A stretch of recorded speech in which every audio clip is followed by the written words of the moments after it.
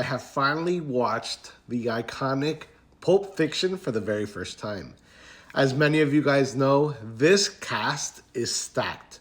It features the likes of Sam Jackson, Uma Thurman, Tim Roth, Bruce Willis, John Travolta, and so many more talented actors. Tarantino himself actually also shows up in this film like he has in many of his other films.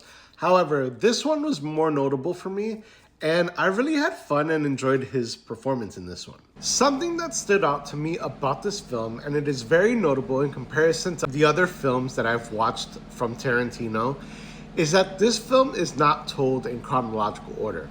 Of course, being a fan of Christopher Nolan, I've come to enjoy films not being told in chronological order. The way that Tarantino tells the story, because he fills in the spots in between the back and forth, the time jumping, you're able to understand, you're able to appreciate, you're able to learn more about the characters as well as their motives. And then when you get back to where you were in the story, in the timeline, you're able to understand what's going on and why it's going on. Although I enjoyed the performances by both Uma Thurman and John Travolta, the standout, without a shadow of a doubt, is Samuel L. Jackson.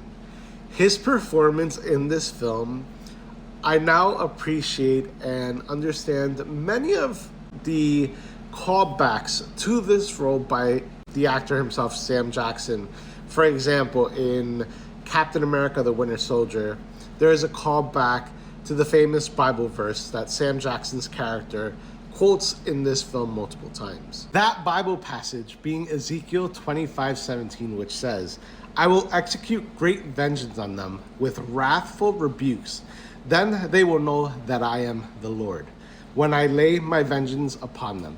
And the way that Sam Jackson performs and he brings forth these words and makes it a huge part of his character, and by the end of the film, this passage, this Bible verse, has a totally different meaning on his character.